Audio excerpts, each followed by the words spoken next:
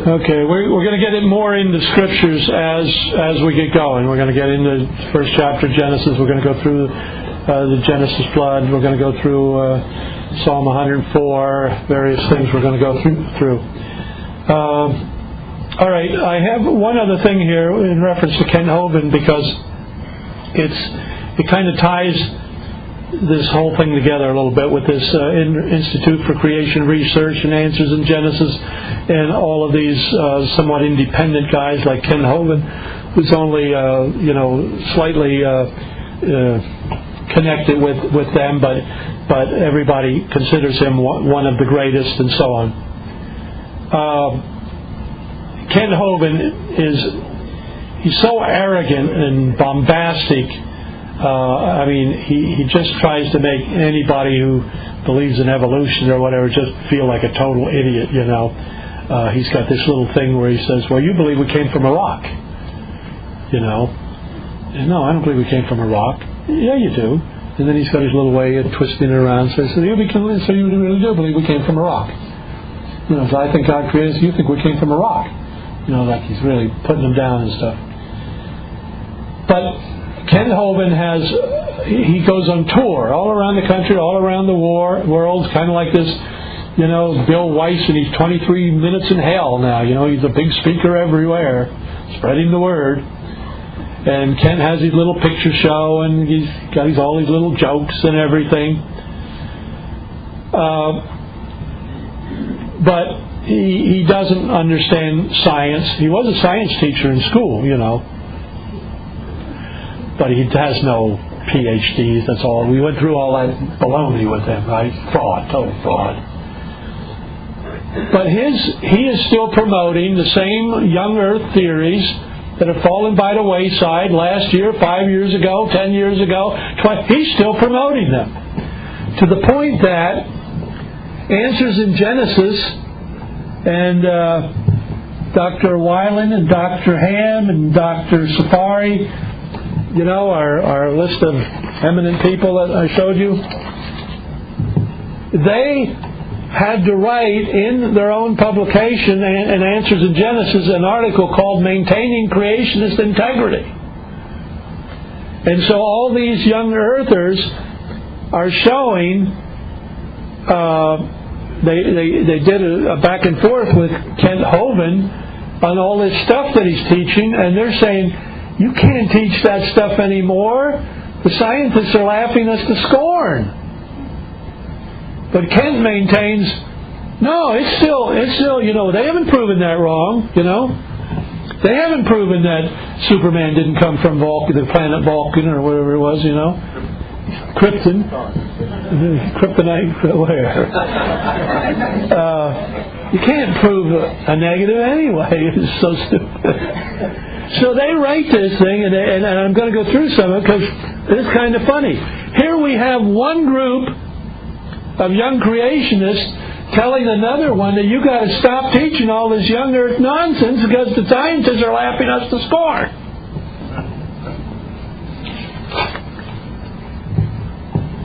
Kent Hovind. NASA computers in calculating the position of the planets found the missing day and 40 minutes, proving Joshua's long day and Hezekiah's sundial movement of Joshua 10 and 2 Kings 20. Answers in Genesis says, this story is an urban myth. NASA never proved any such. It's a myth. It's an urban myth. Hovind teaches it wherever he goes. Kent Hovind. The mammoth was not designed for cold weather, a cold weather animal. In other words, we find these mammoths buried all up in the Siberia and Alaska and all these places. But they're foreign. They were washed there by Noah's flood and buried and flash frozen. See? They never belonged up there in that cold weather. Answers in Genesis says, this ignores the definite adaptations to cold, such as woolly coats and small surface areas of ears, trunks, and tail, all of which minimize heat loss. The world's leading creationist research on the Ice Age and mammoths, Michael Ord, has published powerful reasons for putting aside some of the traditional arguments about snap freezing based on first-hand research. For example, the undigested food in the stomach is easily explained by the fact that the elephant's stomach holds their food at bay, not a digestive organ. The undigested stomach were found in mastodons remains in unfrozen soil as much as in more southern latitudes.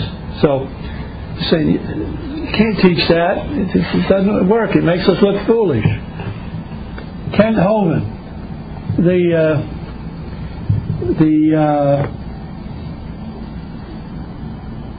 Castandidola and Calaveras human remains in old strata invalidate the geologic column. Answers in geology. These remains are not natural burials. This is a classic example of Clayton's refutation. That is, where the refutation you make when you're not making a refutation, but still giving the impression that you are on the higher ground. But the truth of the matter is, they criticize Ken Hovind for doing that. Answers in Genesis does exactly the same thing. Ken Hovind, the Japanese trawler Zayuya Maru, whatever, caught a dead plesiosaur near New Zealand. Answers in Genesis. Interpretive sketches and eyewitnesses' reports of the decomposing male remains are the evidence so far overwhelmingly favoring a basking shark, not a dinosaur. So maybe you've heard some of the, have any of you heard any of these so far, or are these all brand new to you? Kent, the second law of thermodynamics began at the fall. Answers in Genesis. Death began at the fall, not the second law of thermodynamics. They're both wrong. Kent says, if we evolved from apes, why are there still apes here today? Isn't that clever? If we came from apes, how come there's still apes? Answers in Genesis. Evolutionists teach that humans and apes had a common ancestor, not that humans evolved from apes. Ken, women have one less rib than men. I find it hard to believe that anybody who can walk and chew gum at the same time would believe something as stupid as that. He teaches it. I can't walk and chew gum at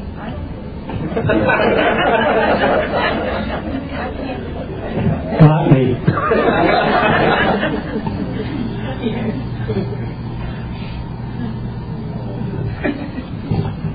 They say, answers in Genesis. Dishonest skeptics are usually the only ones who use this ridiculous argument to discredit creationists. Ken, Archaeopteryx is a fraud. Answers in Genesis. Archaeopteryx is a genuine fossil of an unusual bird. Ken, there are no beneficial mutations. Answers in Genesis. We have yet to find mutation that increase genetic information, even in those rare instances where the mutation confers an advantage. There are advantageous mutations. Ken, the Earth's axis was vertical before the flood. Answers in Genesis. There is no basis for this claim. Ken answers back, I don't think it's possible to know the truth on this one. He says that to everyone. He said, well, I think the jury's still out on this one. He won't acknowledge any one of these as being wrong. But ain't the two trying, don't they have the same agenda? But one is saying that the other one's still arguing these stupid arguments that have been disproven for 10 and 20 years. It's time to give them up. They want to move on to better ones, see? Better ones. Right. Our comment, there is no basis for this claim, means exactly that there is no reason to believe that it was vertical. It does not mean that it can be proven that it was not. It is, in a similar vein, it is logically rather possible that the core of Pluto is made of green cheese, but there's no reason to believe it. Ken, Biloxi tracks prove that humans and dinosaurs coexisted together. A. Answers in Genesis. Some of the alleged human tracks may be artifacts of erosion of dinosaur tracks obscuring the claw marks. And others are fraud. They're man-carved. They're proof of that. But Ken says, with that said, I've been to Biloxi 4 times and have seen the evidence firsthand. Answers in Genesis. We have had several Answers in Genesis researches. The evidence of genuine tracks is not in dispute. Where we urge great caution is using the evidence as proof that there were humans, that they are of human origin.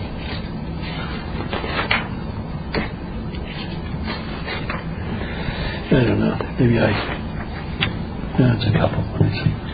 Earth's division in the days of Peleg, Genesis 10:23, refers to the catastrophic splitting of the continents. Answers in Genesis. The earth that was divided was the same earth that spoke only one language. The earth refers in context to the people of the earth, not the planet Earth. Kent. The Septuagint records the correct Genesis chronology. Answers in Genesis. The Septuagint chronologies are demonstrably inflated and contain obvious errors that have Methuselah living 17 years after the flood.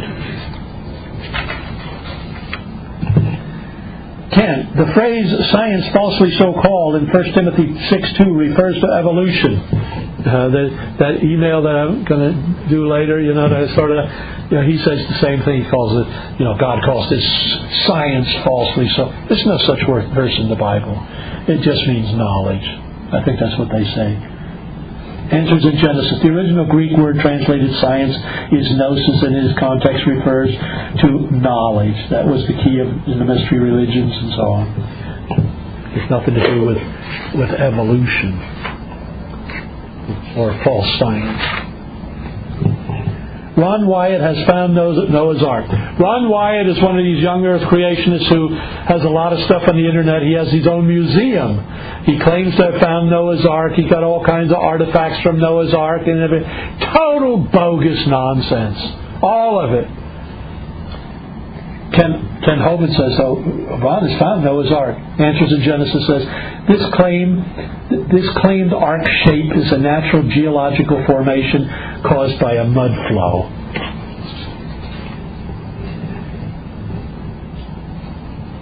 Kent. Ron Wyatt has found much archaeological proof of the Bible. Answers in Genesis. There is not the slightest substantiation for Wyatt's claims. Just excuses to explain away why the evidence is missing. So you see, there's no honor among thieves. Ken Hovind says, many of Carl Baugh's creation evidences... Wait.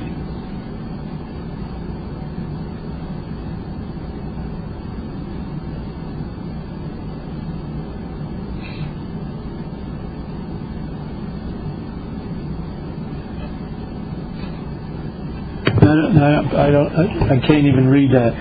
This was done in light blue ink on the internet, and I've gone through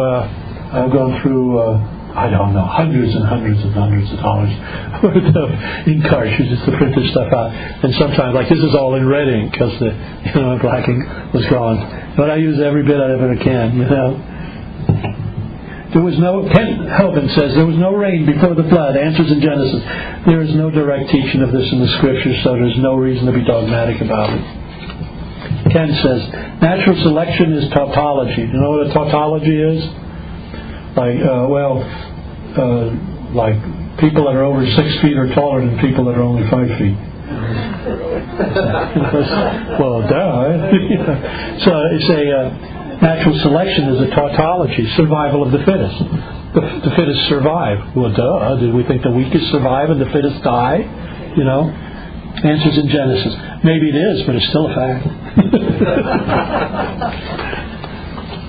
See, these people, they can even be clever sometimes when they're dealing with the truth. When they're dealing with the truth, they can see that this Holman guy is off his scientific rocker. Gold chains have been found in coal. Ever heard that one before? And bells and pots in coal veins. So how could coal be billions of years old? The evidence is strictly anecdotal.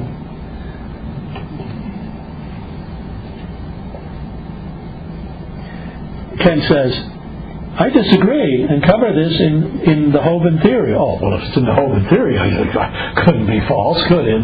Said, oh, it's in the Hovind. So I said, well, I taught that myself. Oh, well, then I guess it's true. I taught this in the Hovind theory.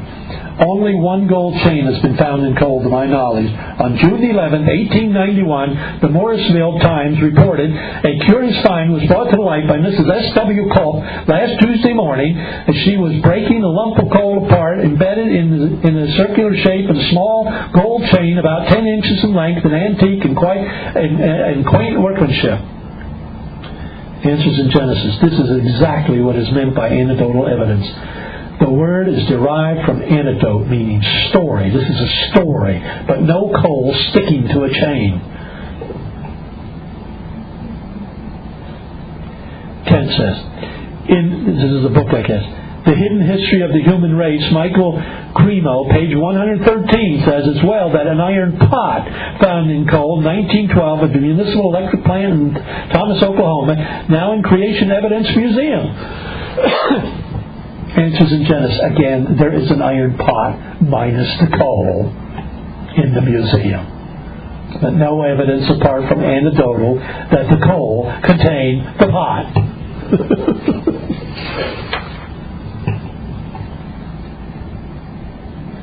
And Ken says, and it was on the sole of a shoe. Answers in Genesis. Presumably a shoe. 10. American Weekly, section of the New York Sunday American. Dr. D.W. Ballou. The stitching pattern was clearly visible in the twist of the threads, and the rock was 248 million years old. The Hidden History of the Human Race. Michael so-and-so, page so-and-so. Hidden Answers in Genesis. Again, we ask, where is the artifact showing the association between the pot, or the soul, rather, and the coal? 10. A bell was found by W.V. In West Virginia by Mr. Newton Anderson inside a lump of coal in 1944. He still has the bell. Answers in Genesis. Same again, exactly. There's any number of spoons, pots, and so on. All anecdotal. They said they would come from coal. But how can one use this legitimately to the heathen in apologetics when there is no association between the item and the coal?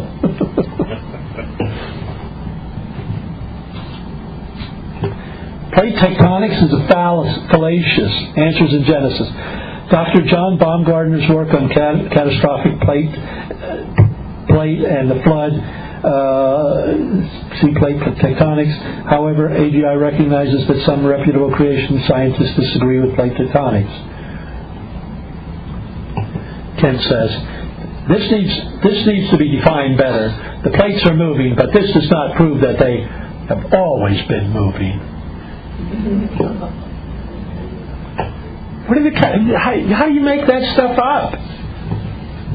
How do you even talk to somebody like that?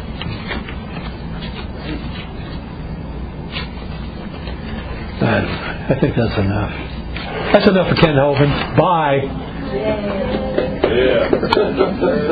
You were fun, but you're gone.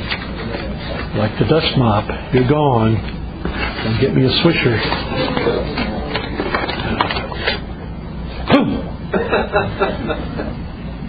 Oh gosh. Okay. Back to my email. Okay, and we'll take this through the afternoon a while. We'll get into evening and morning. What is a day? We discussed a little bit of this last night. Excuse me.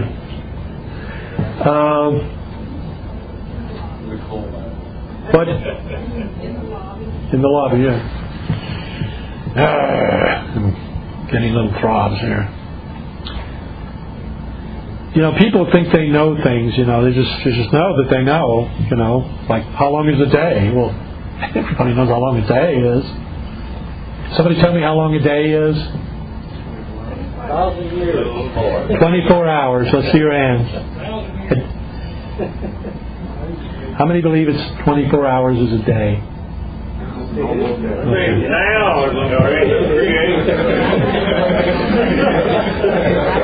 Just a day. A day. Well, we're going to see some interesting things. All young earth creationists believe it. A day is 24 hours. It says, and he did this and he did that, and it was so, and then that was the third day. That was the third, or the fourth, or the fifth 24-hour day. This doesn't say 24-hour day. Okay. I tell you what, maybe some of you brought a concordant with you. I would like somebody, the word day is found in the Bible about 2,200 times. I would like anyone in here to find me a verse of Scripture where the Bible talks about a 24-hour day. 1 out of 2,200. Show me one verse that in context or any way you want to say it, this means 24 hours. Show me one. The people rested on the seventh day. The people rested on this. Is that a verse? The people rested on the seventh day. Okay? I would think that'd be 24. Could be.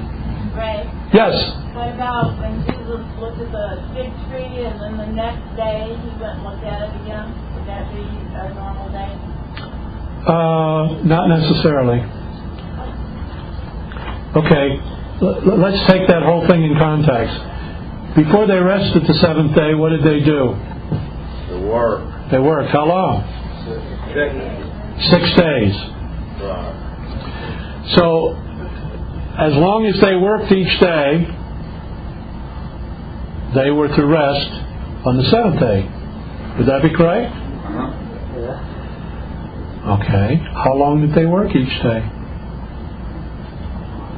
Not 24 hours. Not 24 hours!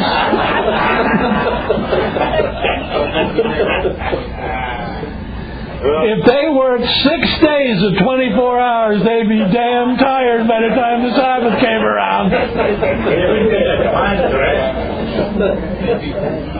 So you might say, but didn't they also rest the night time of the Sabbath? Right. Yes. But they also rested the night time of the 6 work days.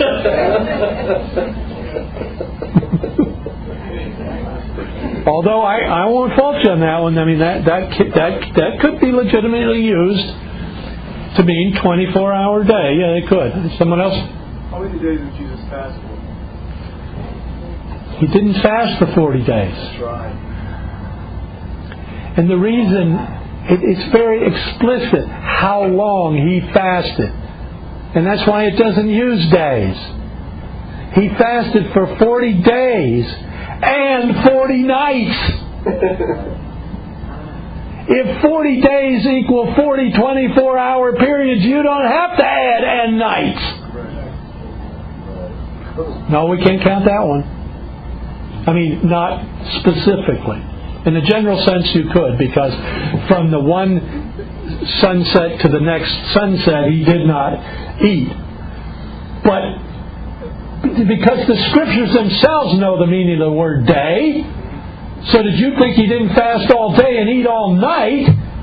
They had to tell you he fasted for 40 days and also during the night. Let me hear it. The word day, meaning a 24-hour lunar cycle, is almost never used in the Scriptures. Never. And when it is, even then it uses some buffers to be sure you understand what it says. When it says you're to keep the Day of Atonement, it says from even until even. So you're not confused that you go all day without eating and say, oh, well, we eat all night. See? No. God meant it to be 24 hours from even, not until morning or from morning until even, but from even unto even, 24 hours. But it had to state that because if somebody was just zeroing in on the real meaning of the word day, they'd say, wait a minute. All right, we'll fast all day. And then we'll go feast all night. He didn't say we couldn't feast at night. He said we had to go a whole day. Let's get more specific. How many hours are in a day? 12. How many hours did Jesus Christ say are in a day? Did Jesus Christ say, are there not 24 hours in the day? Right. Do you know the scripture like that? Jesus Christ said, are there not 12 hours in the day? A day is 12 hours of light. That's a day. 12 hours of darkness is not day. It's night. Right. Now we're going to get into that in some more detail, and you're going to learn a lot about these creation days. Listen, I have some stuff up here. No, I'm going to talk about that after I close because then he's going to run out of time. Okay. All right. So we have these 5 theories presented. These are the best there are. The Earth's magnetic field, okay, and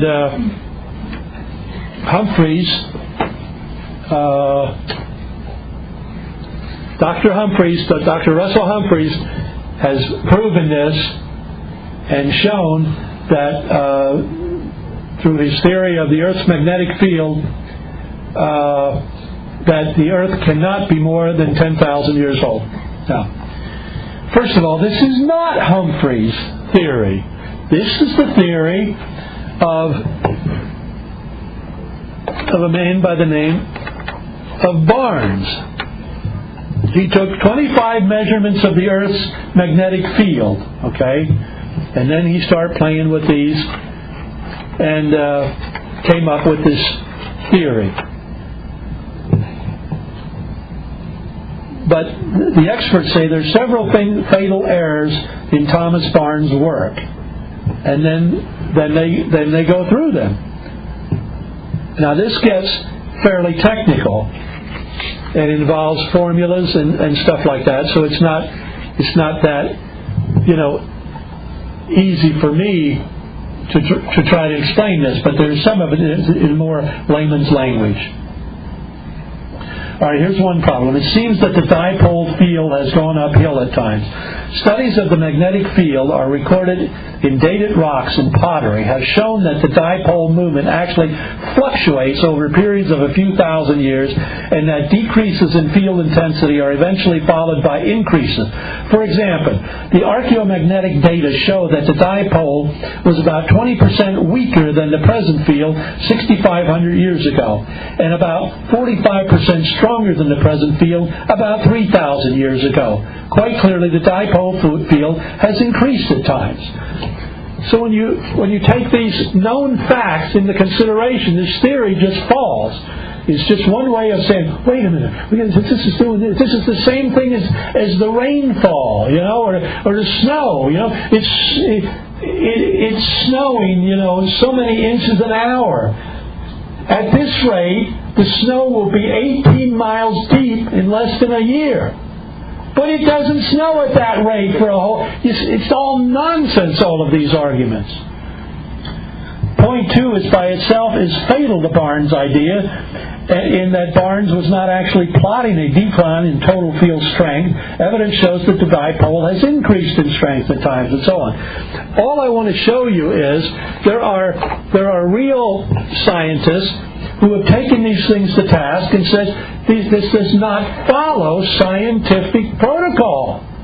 They've taken shortcuts and made diversions, and they've done things that cannot be substantiated. Barnes simply ignores the fact that the Earth's magnetic polarity has reversed itself on numerous occasions. That fact alone absolutely is fatal to every fiber of Barnes' argument. But see, when these guys with, some of them with legitimate doctor's degrees, present this stuff in technical terms, they bamboozle the people. And they think, well, this guy, he's got to work there. Somebody gave me a paper, and they said, at the last conference in Mobile, and because they knew I was going to talk about this in the next conference, they said, one scientist worked out a mathematical formula proving the Earth is only 6,000 years old. Oh, really? I mean, it's just nonsense. But they believed it. Why? Because some scientist said he had a formula. Well, let 20 or 30 other scientists look at it. See what they think.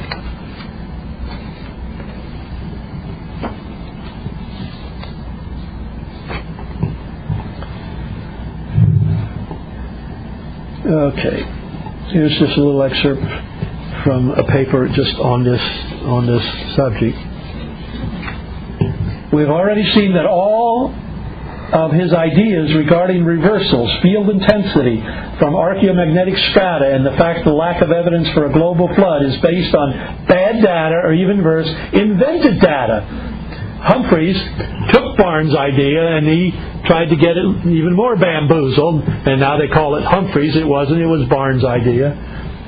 Humphreys can calculate energies until the cows come home, but the archaeomagnetic data that are available indicate that there were no magnetic reversals in the past 5,000 years. They are simply an artificial invention of Humphreys.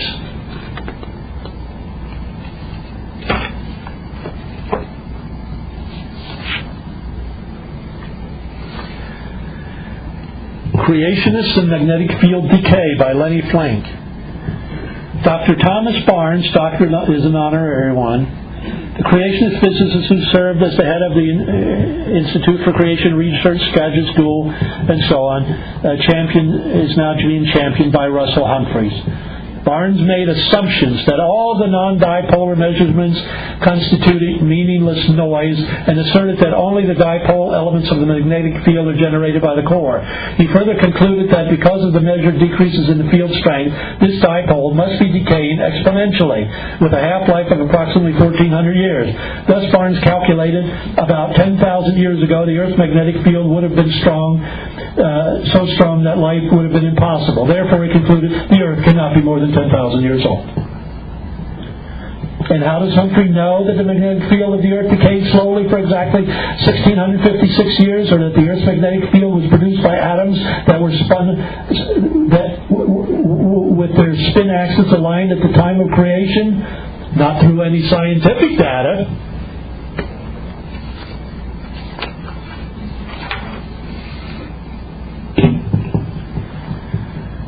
The same observatory measurements that show that the dipole moment has decreased since 1800s also shows that the decrease has almost been completely balanced by the increase of strength of the total observed field, which has remained almost constant.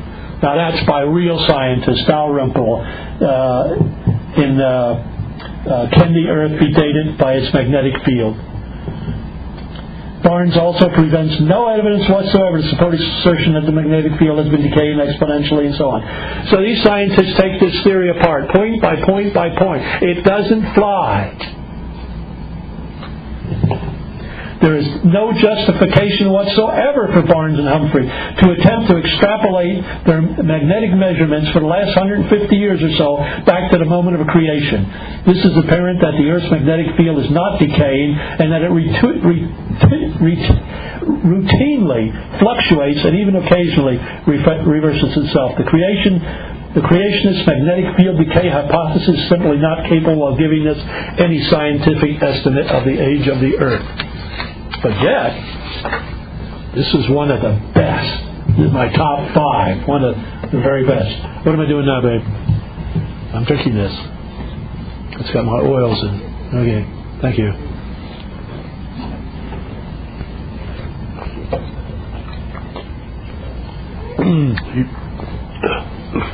Yum. Yeah. Okay, I've got it. Okay.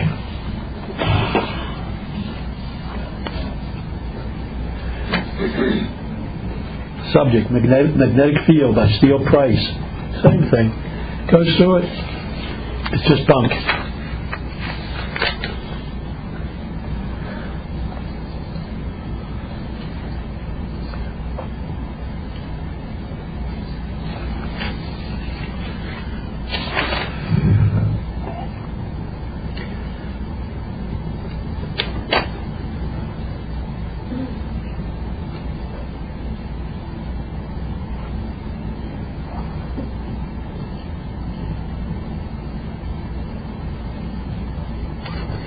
Russell Humphreys accepts the core current-based magnitude field and archaeomagnetic measurements of the magnetic field based on measurements of human artifacts, and concludes the several reversals of the magnetic field occurred during the biblical flood. Such rapid, month-long variations contradict measurements of the conductivity of the Earth's mantle.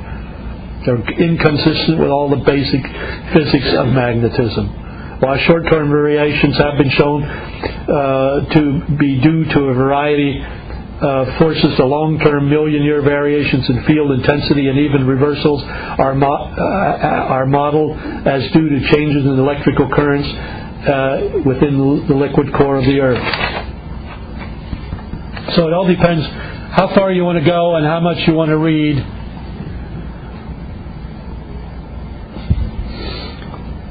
To disprove some of these, because some of them are a little bit technical. And we're going to go through a little bit more of it, but then, when we get through this, we've got some more yet, but then we're going to go into, I got a handout for everybody.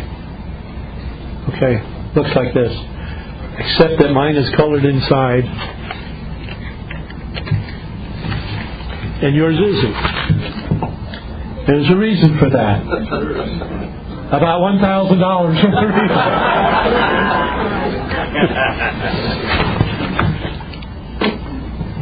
But yours will have the same pretty colored font. This font shows the different geological ages and areas of just North America where these were all fine, and where some of these come to the surface and so on. Okay. But here you can see all these mathematical formulas going through point by point by point, showing that, neither Barnes nor Humphreys has a clue as to what you're talking about this. In this argument it says he was able to correctly predict the magnetic field of two planets before they were even measured. He says in here,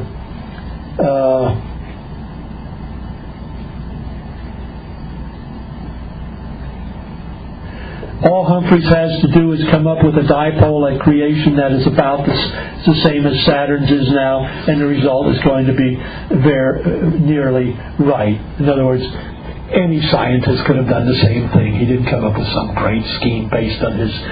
Any scientist could have done that. It is not some accomplishment.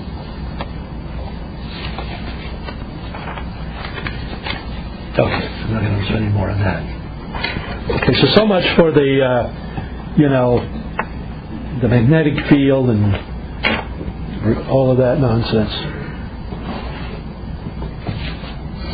Whoops! I'm going to topple over there. Somebody had it right. My focal point is going the other direction there, I think.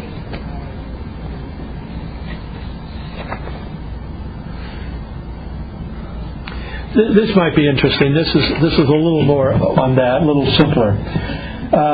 Direct measurements. This is the argument. Direct measurements of the Earth's magnetic field over the past 140 years show a steady and rapid decline. This is what this argument's all about. In its strength, this decay pattern is consistent with the theoretical view that there is an electrical current inside the Earth which produces the magnetic field, and if this view is correct, then 25,000 years ago the electrical current would have been so vast that the Earth's structure couldn't have survived the heat that it produced. This would imply that the Earth could not be older than 25,000 years old.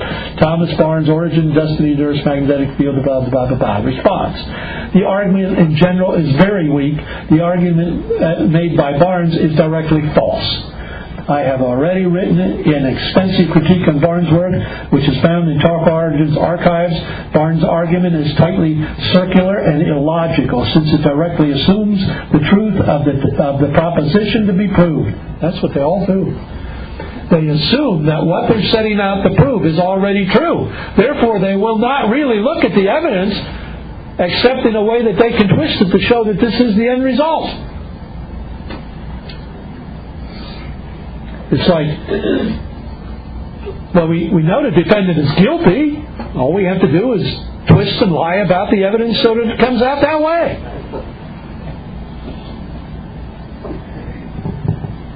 Barnes' argument is circular and illogical, since it directly assumes the proposition to be proved. Barnes makes the simplistic mistake of extrapolating an empirical fit to a 100-year data set over a 10,000-year range and claims the extrapolation is valid. Barnes wrongly insists that dynamo action is forbidden by Cawley's theorem, ignoring the fact that Cawley himself had already proven that it could not be true 15 years before Barnes published his book. A very poor argument. Okay. Now, another argument. This one will be shorter. One of the 5 biggies why the Earth has got to be young. Helium in the atmosphere. The compelling thing about this measurement technique is that there are no unknown pathways for escape of helium. Due to its chemical inertness, all old Earthers who have studied it recognize the helium issue as a big problem. Evidence. The atmosphere has less than 40,000 years worth of helium. Based on the just production of helium from the decay of uranium and thorium, there is no known means by which a large amount of helium can escape from the Earth's atmosphere. The atmosphere appears to be young. Therefore, the Earth can only be so many thousand years old, because helium is dispersed into the atmosphere and it can't leave the atmosphere. And if this has been going on for more than 10,000 years, there'd be a lot more. And if it's going on for 10 million years, there'd be a heck of a lot more. Answer. Directly false. Current observations and measurements show that the rate of helium loss from the atmosphere balances the rate of production through radioactive decay in the crust and the mantle. Cook was unaware of the loss of ionized helium along polar magnetic field lines, as are more currently champions of the same arguments. Details are available. Click here. There are no known ways of escape. There are several. There are actual several. They've found several more. And they are just about in equilibrium. The amount going into the atmosphere is equal to the amount that is going out. It's a bogus. You think that proves the Earth is 6,000 years old? It's nonsense. Okay. Number 4. Old Earth. Wait, I think I have another paper. Wait. There it goes. Yeah, I do have one more on it. Okay. Atmospheric helium.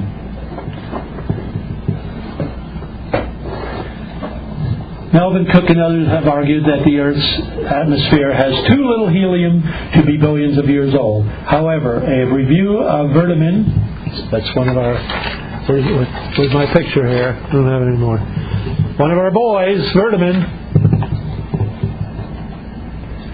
and others, documents show that their arguments are largely based on selective quoting of outdated references from the 60s. Half a century ago.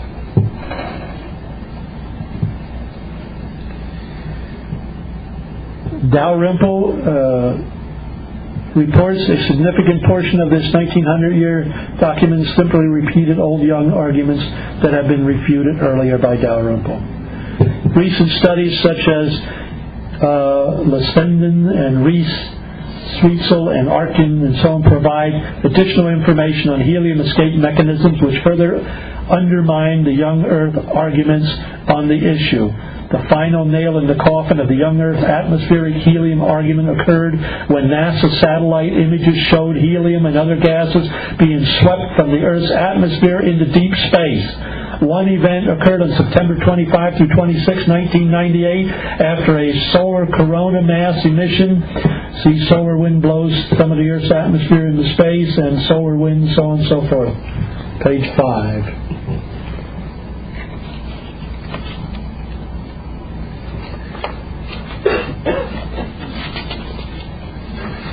Okay.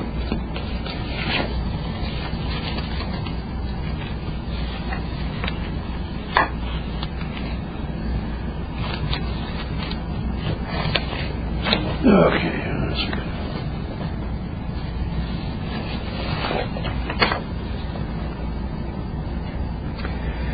Helium argument. The atmosphere, you just find these articles all through the internet when you know what you're looking for. You know, there's lots of scientists have dealt with this stuff. Now, will these people answer back to these scientists and show where their calculations are wrong? No. Will they get on the public forum with any of these? No.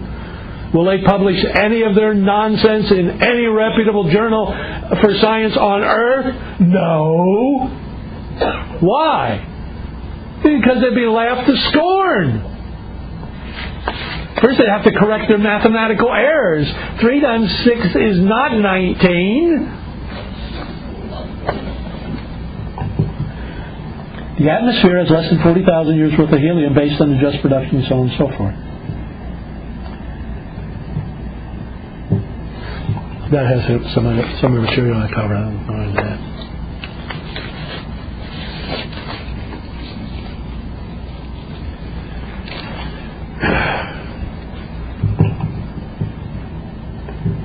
The young Earth argument goes something like this. Helium-4 was created by radioactive decay alpha particles in the helium nuclei and is consistently added to the atmosphere. Helium is not light enough to escape the Earth's gravity, unlike hydrogen, and it will therefore accumulate over time. The current level of helium in the atmosphere would accumulate in less than 200,000 years. Therefore, the Earth is young. I believe this argument was originally put forth by Mormon young earther Melvin Cook. But the helium can and does escape from the atmosphere at rates calculated to be nearly identical to the rate of production. There it is. There is no evidence at all that helium-4 either does or can escape from the atmosphere in significant amounts, is what he says. That's in Morris's book. But Morris is wrong. Surely one cannot invent a good dating mechanism by simply ignoring processes which work in the opposite direction of the process with which the date is based upon.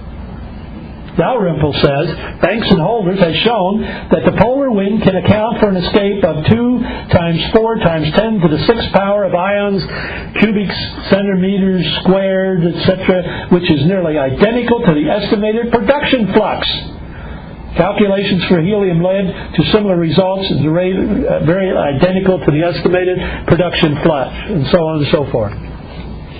I'm piling you up with this stuff so that you see that there is a plethora, a mountain of evidence against all of these young Earth theories. The Earth was not created 6,000 years ago in 6 days, nor was there a global flood. Now, I'm going to close up here. And are you out of tape back there, Denny?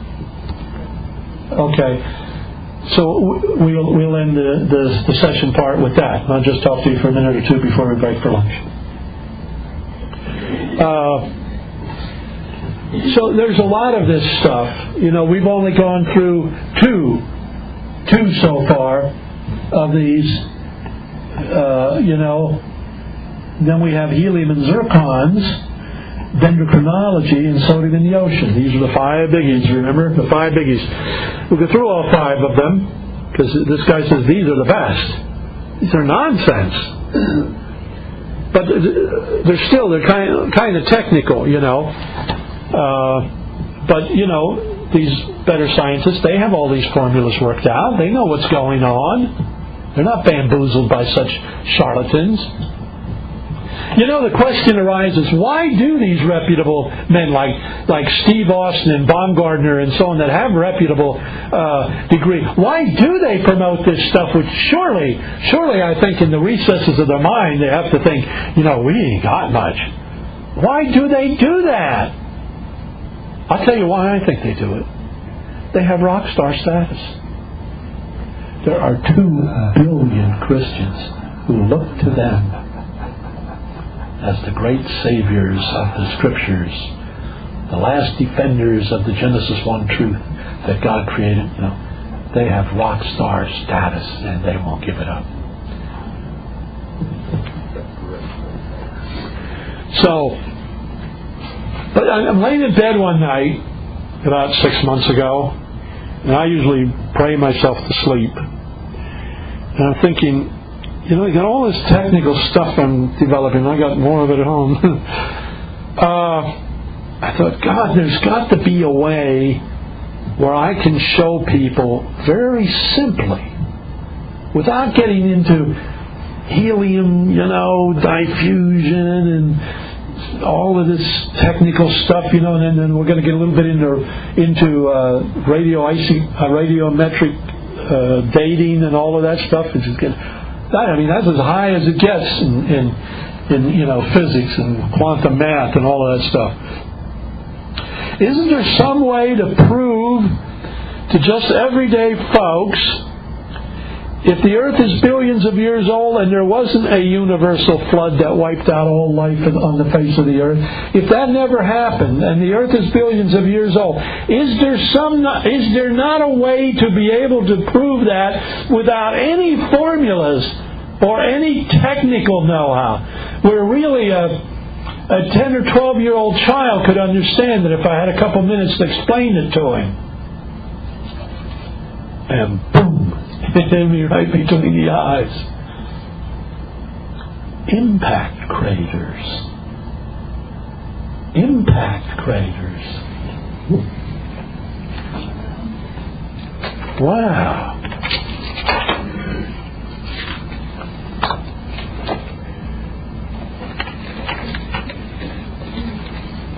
There's the Barringer crater, or what they call the Arizona crater. It's about a mile in diameter, and it's a pretty good sized hole, and it's a recent one. They think this one hit 49 to 50,000 years ago with the power of 150 atomic bombs. That's how much power is in that. Now, here's my caption. You are looking at the only proof that you will ever need that the earth is billions of years old and that there never was a global flood. How so? How so? I'll show you. You'll like it. And then, about 3 weeks ago, I called Denny one day. You remember that, Denny? I said, Denny, I got another one. Another what? Another simple proof that the earth is billions of years old. Well, let's not say billions. At least many, many millions, if not billions, okay? And there never was a global flood. Yeah, what's that? The pyramids. So how can that prove that the earth is billions and millions? These were only created a couple thousand years ago. How can that prove that the earth is millions and millions and millions of years old? And how can that prove there never was a Noah's flood that flooded the entire earth? How can that prove that? It does. It does. It's amazing. It does. I got the proof. I'll show you. I have one other in the book, and that's now this one you can't prove anything about the flood, but you can prove that the earth is billions of years, not millions. In this one you can prove billions. because this will show you a principle that we can apply to all parts of the sky, all parts of the galaxy. That's a supernova. Okay? And I'll show you how that proves how old the universe is. Now,